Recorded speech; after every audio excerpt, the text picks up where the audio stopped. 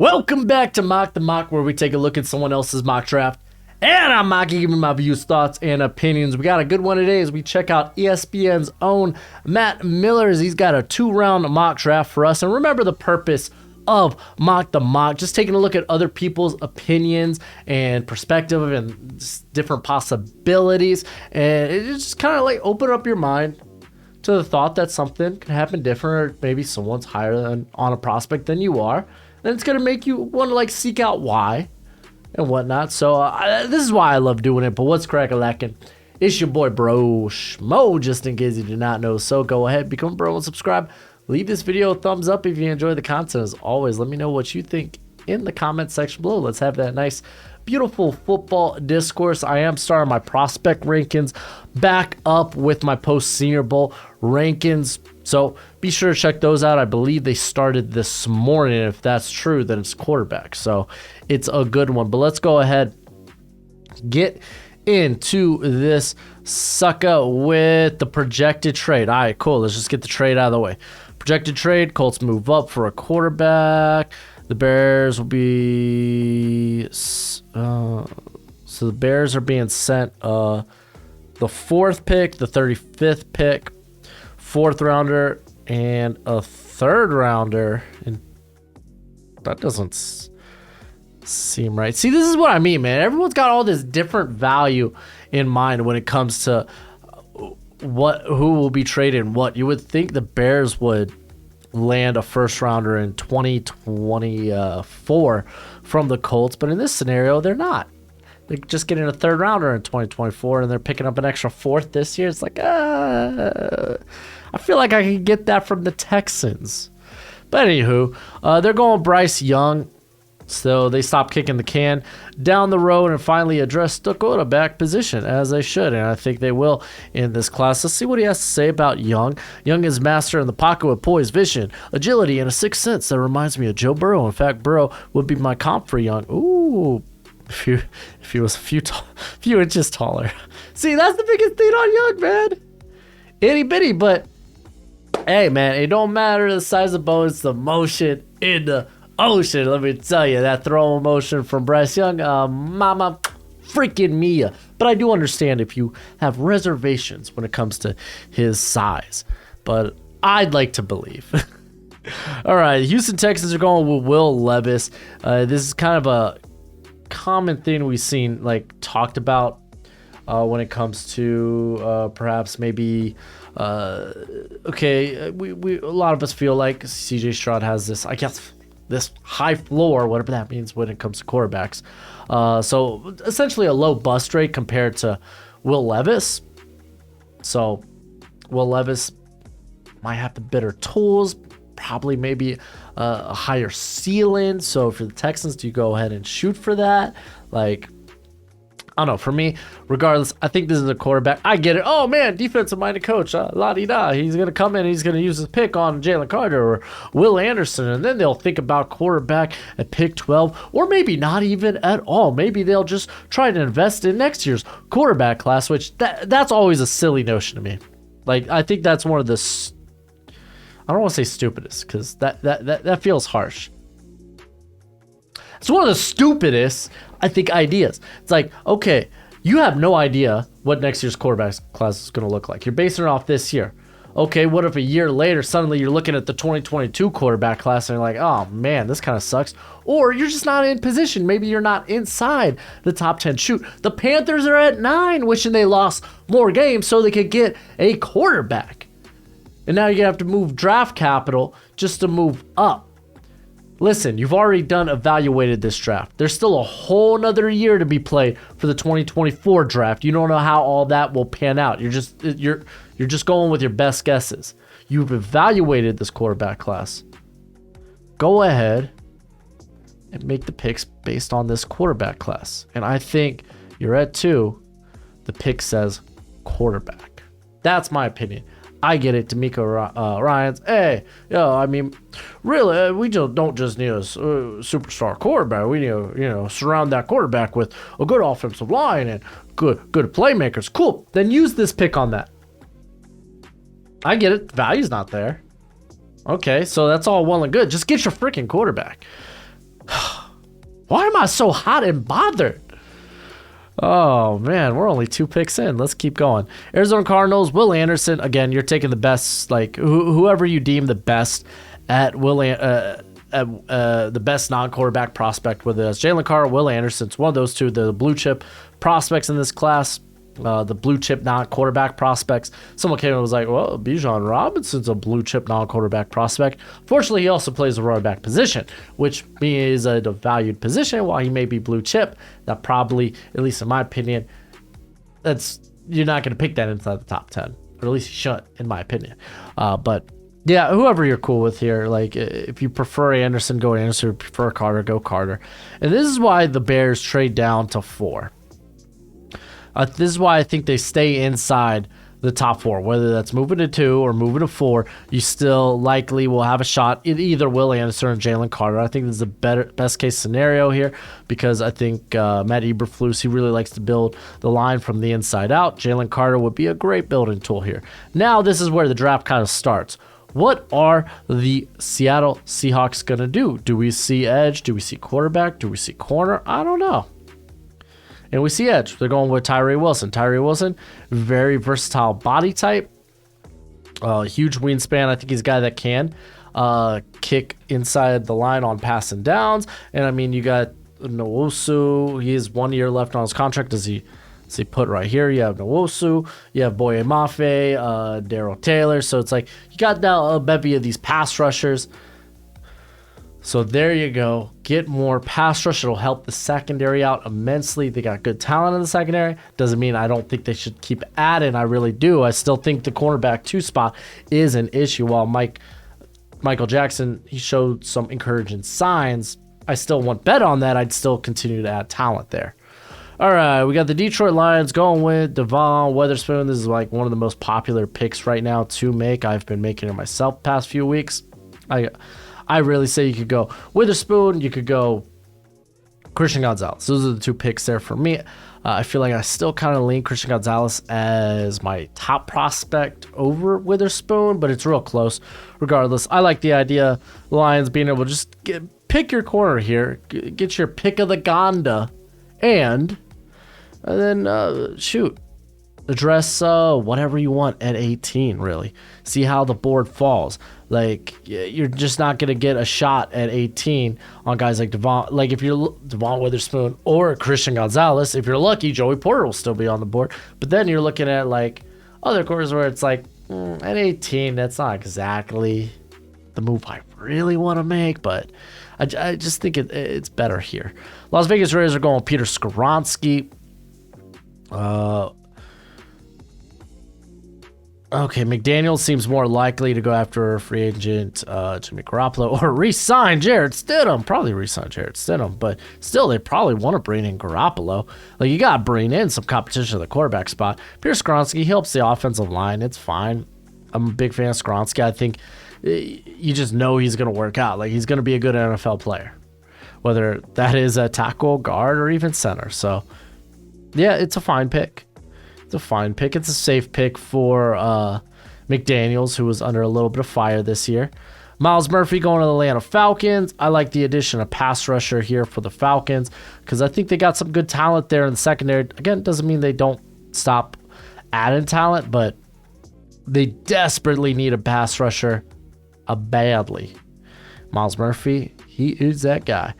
Imagine we got CJ Stroud going to the Carolina Panthers here. So I'm going to be really interested to see where Anthony Richardson falls into all of this. But yeah, no, I feel like Panthers need to go quarterback in this class. I really think they should probably try to trade up to ensure that happens. So they get one of the big 3. Or if you're really content with like an Anthony Richardson, he's like, yeah, no, you know what? We could develop him for a year, and let's shoot on that super high upside that he has. So if you're like, I feel like this picks quarterback, whether they're making it a 9 or earlier in the draft. All right, this is the Philadelphia Eagles. They're going with Bijan Robinson. Oh, there's that blue chip run back prospect coming off the board. Miles Sanders is hitting free agency, but you don't really need to invest in the running back position. Okay, let's hear them out. The Eagles have few needs on the roster that have been beautifully built by the GM Howie Roseman, and they have a ton of draft capital over the only 2 picks on day 3. Okay, they have a ton of draft capital overall with only 2 picks on day 3. Okay. They don't have a ton. There we go. Why am I misreading this sentence? Blah, blah, blah. The Eagles need a true running back 1 to work with. I don't think that's necessarily true. Like we saw, dude, Boston Scott came in the NFC Championship game. Looked fine. Kenneth Gainwell, I get it, man. Robinson's great, man. It's gonna be interesting to see where he goes. If you're kind of projecting this, I think I could get it. If you're projecting this, it's like, yeah, I could definitely see the NFL drafted Bijan inside the top 10. Me personally, this wouldn't be the pick. I think there's just better value you can make here, whether that's along the defensive line or at corner. Christian Gonzalez. All right. Let's see. Now that he's off the board, let's see the Tennessee Titans. This has to be Paris Johnson. Oh, it's Broderick Jones. Regardless, it's tackle. We knew it would be tackle. I think you can make an argument as the better run blocker right now is Broderick Jones. Dude's just needs kind of clean up on the technique. There will be questions about his length. I don't have questions about his length. Interesting. Maybe I should. I feel like he's going to hit 33-inch arms. No problem. It's an interesting remark there. Interesting. The Texans are going with Jordan Addison. It's going to be the first receiver off the board. I get it. His game is very similar to a Brandon Cooks, who's likely not going to be with the squad next season. So making this move makes a ton of sense. The New York Jets take Paris Johnson. This is kind of like the hot spot for tackles. It's like Tennessee, the Jets. Those are the big hot spots for tackles because it just makes too much sense for me. Paris Johnson's. I really do love me Paris Johnson. One of probably the better human beings in this draft class. You got Mekhi Becton. Again, the experiment hasn't worked out yet. He's coming off of injury. Too many if, ands, and maybes. So maybe you look for that left tackle. And maybe you go move Elijah Vera Tucker out to tackle as well. Or maybe maybe you're fine with the development of Max Mitchell. So it's just adding more depth to the line to allow you to kind of figure things out, I think goes a long way. Joey Porter going to the Patriots, so no Christian Gonzalez. Okay. I kind of have Christian Gonzalez, Devon Witherspoon, and then Joey Porter's in the next tier, and then there's a tier after that. It's kind of how it's playing out for me right now. But this would be a good pick for the Patriots. What is it? Jonathan Jones is a free agent, so I think they'd be happy to welcome him aboard. Green Bay Packers going Brian Branch. Only problem is with this pick is I don't see Joe Barry using Brian Branch well. He typically doesn't put his safeties on the line quite a bit, and you really want Brian Branch to play around the line of scrimmage because he's just such a good tackler. He tackles the ball exceptionally well.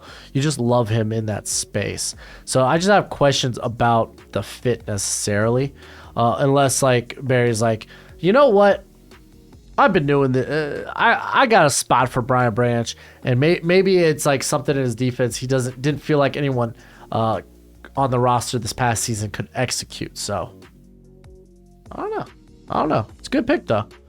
Washington Commanders are going with Anthony Richardson. Oh, man. The Commanders did draft Sam Howell in the 5th round of the 2022 draft, but rarely do day 3 quarterbacks become franchise passers. That's true. I mean, there's not a lot of investment there, so if you want to pull the cord, you could at least have Sam Howell start next year and have Anthony Richardson kind of develop. And maybe Sam Howell plays a good season, and now you get a really good trade target there. It's hey, who wants Sam Howell? He's only 2 years into his rookie contract. You ain't gonna get that 5th-year option, obviously, but shoot, trade for him, pick him up. plays good for another franchise in year 3, and then you just sign out, you extend him at that point. So I get it, I understand it. I think there's a lot could be gained here. And I mean, the other case scenario, Sam Howell sucks, and you're drafting early again, and you could bring in more talent to help out this roster, and Anthony Richardson's your guy moving forward regardless. So, like, I can see it. I can see it. All right, pick 17 is the Steelers. They go Christian Gonzalez. This is where he comes off the board. I think he actually be a really good fit for the Steelers defense. I mean, okay, this is a fair statement at the end here. Pittsburgh could wait until round 2 to address the offensive line with a pair of picks because they will have the first pick in the second round. So I understand. Maybe you hope a guy like Darnell Wright or DeJuan Jones sneaks, doesn't come off the board, and then bam, you got the first pick in the second round. You go ahead, swing on one of those guys. I think that makes a ton of sense. So Christian Gonzalez going here, I think is pretty solid. Lucas Van Ness going to the Detroit Lions. So they get a guy that can come out there and essentially be a 3-down guy. They have James Houston. I think he's really good at his role right now where, hey, very good situational pass rusher. Just add in more depth to the pass rush. I think it's fine. It's A-okay. Lucas Van Ness is a guy that's getting a lot of steam right now, and I believe it, man. While he's unpolished, he's also really only played a bulk of this season where he outsnapped the stars. I can't believe someone came at me with an argument that Lucas Van Ness hasn't even started a game, and it's like he outsnapped the guys that started ahead of him. Like, he was once rotated in, too good to take off the field. Like, what the hell are you talking about? Like, who cares? It's stupid. It's silly. I can't even believe an argument made with such. But he is unpolished. He is a guy that I think, given the traits, he's got length, he's got good power. Let's see how he tests out the combine. That could skyrocket up boards. I think a lot of people are anticipating that. Tampa Bay Buccaneers are going to be going with Emmanuel Forbes. I actually think he's probably a really good fit for Tampa Bay's defense. Jamil Dean will hit free agency. Not even going to mention Sean Murphy-Bunting. Wow, throw a little disrespect on his name, I guess. That's kind of wonky. I think Emmanuel Forbes, I think he could sneak into the first round. Kind of have him as a fringe first rounder right now, but I think he's going to pair up. Like, he's a good, like, he's going to fit well into a lot of these schemes, like the Ravens and the Bucks. So there might be a bigger calling for him to be a late first rounder, or even at this point mid first rounder. So Seattle Seahawks are going to go with Jackson Smith and Jigba. A lot of people like the idea of, or at least a lot of the mocks I've gone over, like the idea of Jackson, or at least a slot player going here. I say a slot player. Another receiver going here to the Seahawks to add to DK Metcalf, Tyler Lockett. Those guys have they've kind of struggled with injuries. I say struggled. It's like, it's not as bad as like the Chargers situation where it's like Keenan Allen, Mike Williams feel like they're always hurt, but never at the same time. You know, it's like you hardly see those guys on the field. It's not nearly as that bad, but those guys have missed a few games, so having a little bit more depth at receiver is not a bad thing. We live in a passing league, so obviously D. Eskridge kind of ain't the guy there. Jackson Smith and Jigba, you're gonna be playing 3 wide receiver sets. Tut, he fits well into that, so I like it. Okay. Pick 21, Dolphins forfeited, so this is actually going to be the Chargers. They go Nolan Smith. Golly, this is interesting. So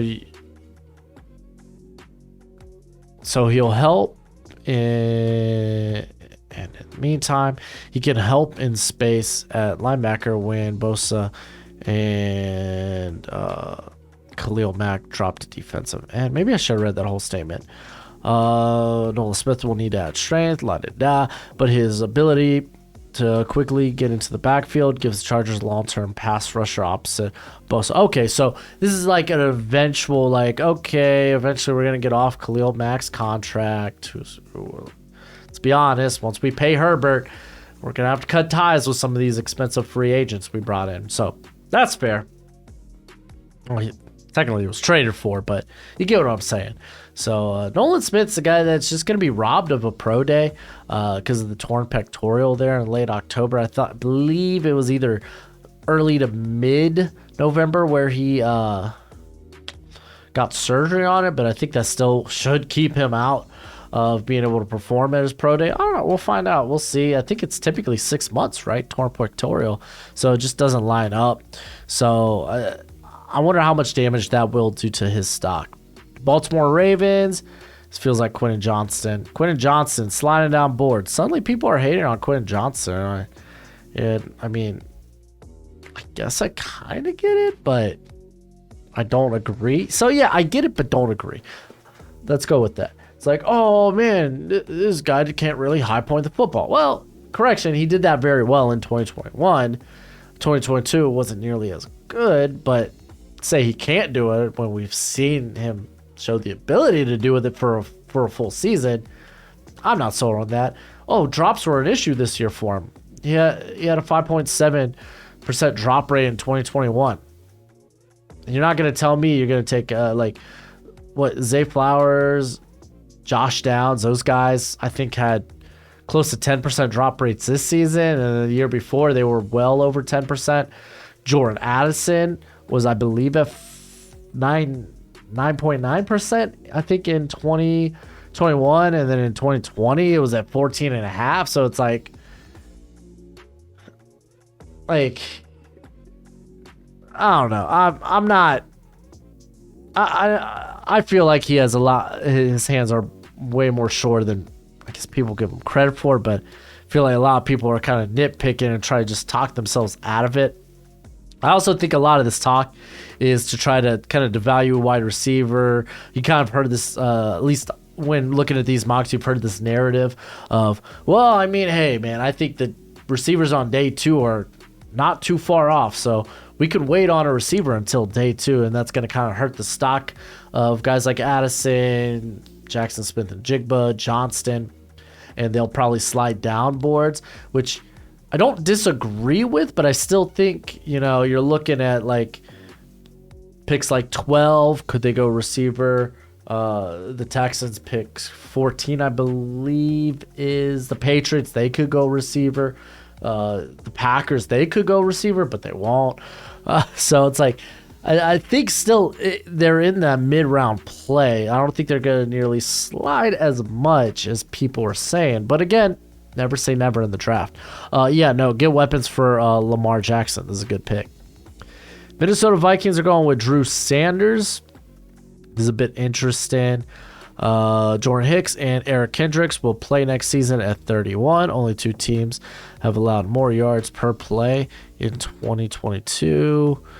Okay. I mean, Sanders is going to test out very well. This is his first year at off-ball linebacker since his high school years. If you're going to tell me he played off-ball linebacker at freaking Alabama, you're just a liar. I don't know what to tell you. The dude mainly rushed the passer, heavily, over 75% of the time. When he was brought on the field for Alabama, he was getting after it. I think he'll become more of a sure tackler. I'm not too worried about that, especially with his athleticism, his length, his plus blitzing. So I could see why he's a very alluring prospect here in the late first round. All right. On to the Jacksonville Jaguars. They go with Darnell Wright. Jawan Taylor is a free agent, and I mean, Cam Robinson, they could eventually get off of him. Walker Little, I think, is a good spot moving forward. So Darnell Wright's nice, and even if you could start him early inside at guard, because Brandon Sheriff wasn't spectacular this year, but he was fine, a little beat up. What's new? But the other guard spot wasn't at all that great with Shantley. I know Ben Barch, I think, got hurt early on, but he wasn't stellar either. So, you could put Darnell Wright there at there at guard early on. If you want to wait till you move on from Cam Robinson, maybe move Cam Robinson to guard. I think he could be a good guard as well. Like, I mean, to be fair, Cam Robinson's been all right. He's not been like great, but I think he's been solid enough since signing the deal. But yeah, I don't mind this pick. I like this pick. New York Giants are going Jalen Hyatt. I think this is absolutely too high for Jalen Hyatt. A lot of people really love him. They look at his stats. I get it. His stats were really good. But is he more than just someone who runs really fast?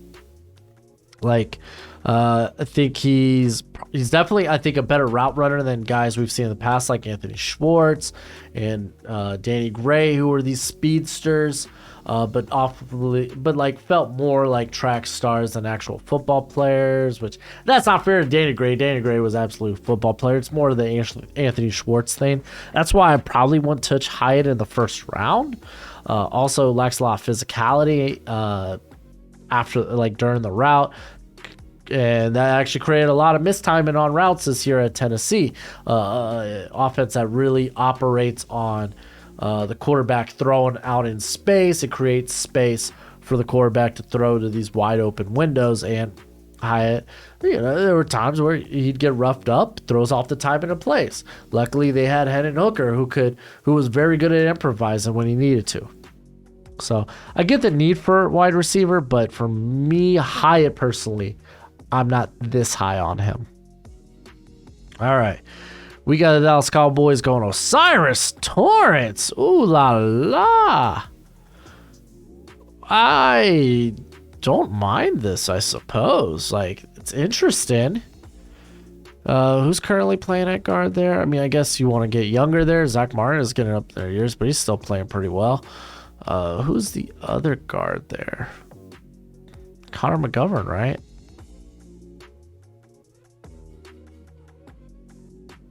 Yeah, this one's interesting. I like Keely Ringo here when available, and he is available in this scenario.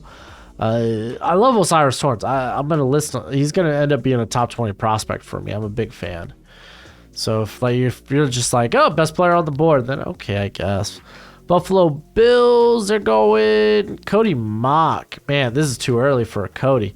Homeboy, I think is a project guy that, if you see him as an interior player, you probably don't want to play him early, as he kind of like, ideally you don't want to, as he needs to put on more. I think not even necessarily he needs to put on a little bit more bulk there to play on the interiors. You can see at Senior Bowl he was kind of getting thrown around times, but you love the movement skills. This guy gets after it. He mentality is just that of a football player, and you love it. Plays with a little bit of nasty. I mean, I guess that's cool. You could also play him at tackle, but I think it's too high for him, or at least for me. But the Bills' offensive line, I think, is kind of their biggest need this offseason. Up there with safety. Michael Mayer going to the Bengals. I get it.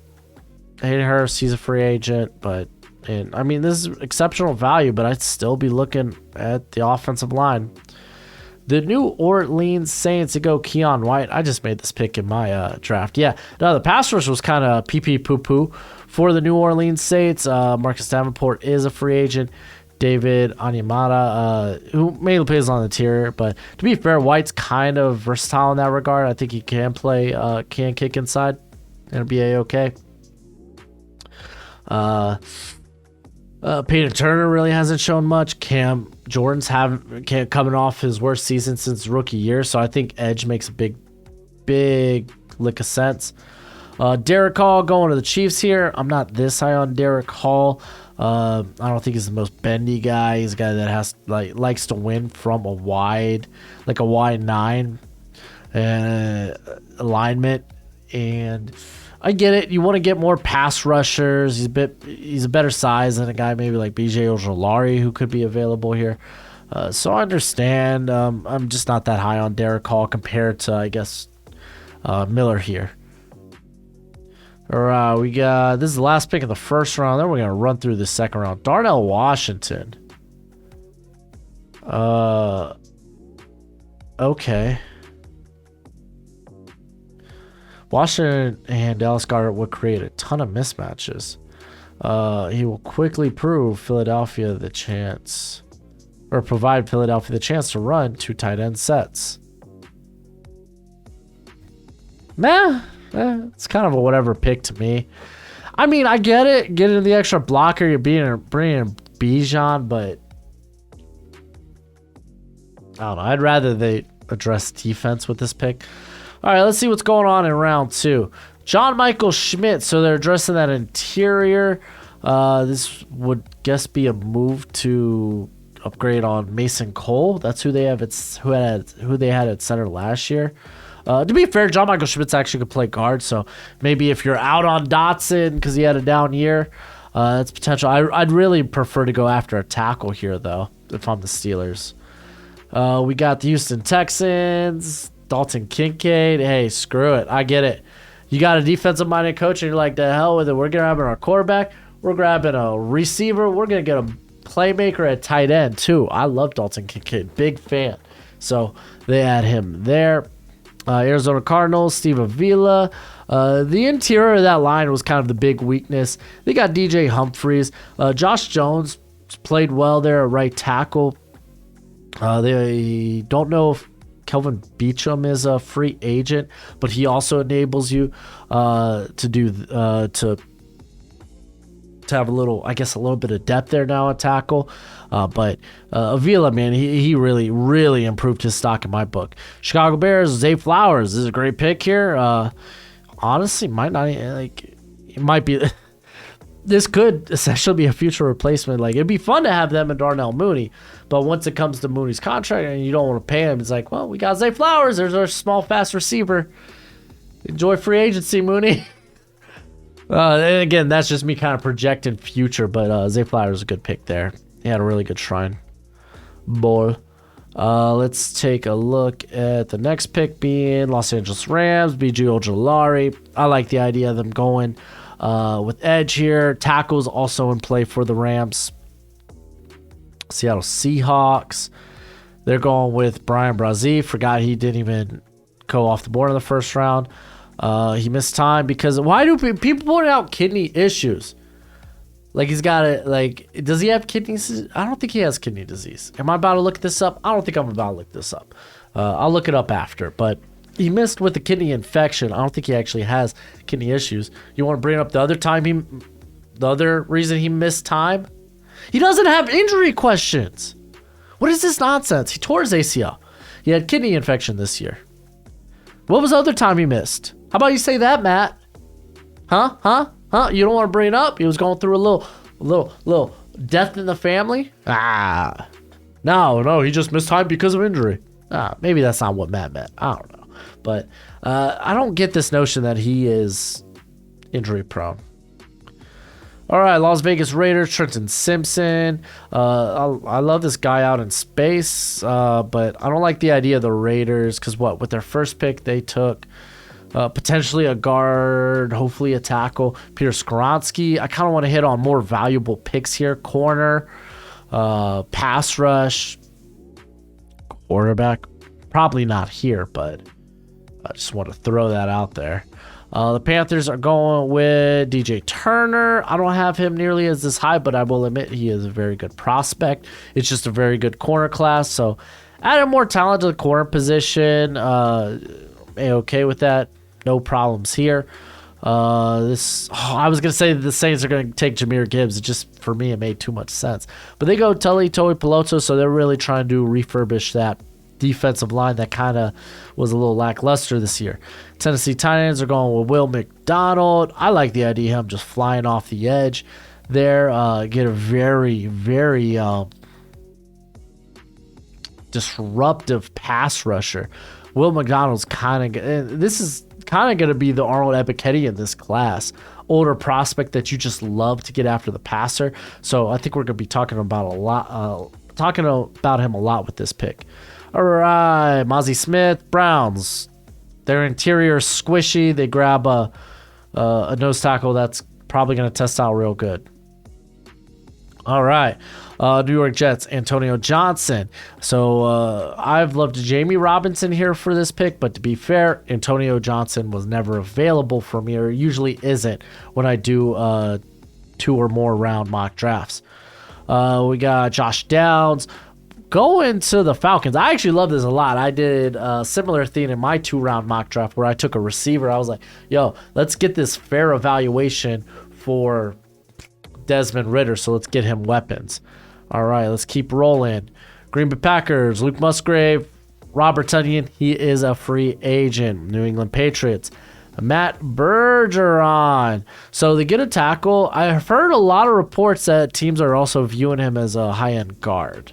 So that's something to think about as well. I didn't think he had the best Senior Bowl. I thought it was just kind of like, this is what I expected him to look like. He had wins, he had losses. Some people were like, oh, I was blown away by his Senior Bowl. And I was just like, okay. Tyreek Stevenson going to the Commanders. They need more cornerback help. If you think they don't, you're lost. Detroit Lions, they're going with Sam Laporta. Don't love this pick. I'm not this high on Sam Laporta. I think I did bump him up to a 3rd-round grade, though, a month or so ago. I think I have Tucker Kraft ahead of him. Detroit Lions, I don't like this pick because, listen, I did Darnell Washington for the Detroit Lions, but I thought it was creative. A team that loves to run the football. There was reasons. This is just like, I feel like we need to get better at the tight end position, which they could, but it's like, Anton Harrison really falling here, so wow, no, this is a stellar pick. 2nd round, you get Anton Harrison, and you get John Michael Schmitz. That's stellar. Jalen Duncan, I'm not that high on him. I think I just bumped him back into like the back end of the 3rd round recently because he had an alright Senior Bowl. So what is this? An eventual replacement for Donovan Smith? Yeah, no, okay, it is. Okay, I'm cool with that. Miami Dolphins, tackle. No, they go Cam Smith. Okay, yeah, we need another corner on the outside. I think there's a good chance Byron Jones could be a cap casualty. Seattle Seahawks, Hendon Hooker. I think Hendon Hooker is not going to go this early, but you never know. I don't think it's exactly the guy the Seahawks probably roll the dice on. I mean, I guess they could, but I would in the later rounds. Kind of is what it is. I'm just not that high on Hendon Hooker, especially with his age and coming off the injury. Though it sounds like he's recovering a lot better from the injury than people anticipated. Zach Harrison, going to the Bears. This just feels like a Matt Eberflus type of player. There, I said it. Los Angeles Chargers, Siaki Ika. They also have a very squishy interior, so this makes sense. Jahmyr Gibbs, I understand. I get it. It's not, okay. DeAndre Swift hasn't developed into a true number 1. The man's been hurt. He just hasn't been able to stay healthy. When on the field, I think he's pretty stellar. When they give him a good good bulk. Jamal Williams, though, is a free agent, so that is fair. Jacksonville Jaguars, they go Rashee Rice, more receiving help, like I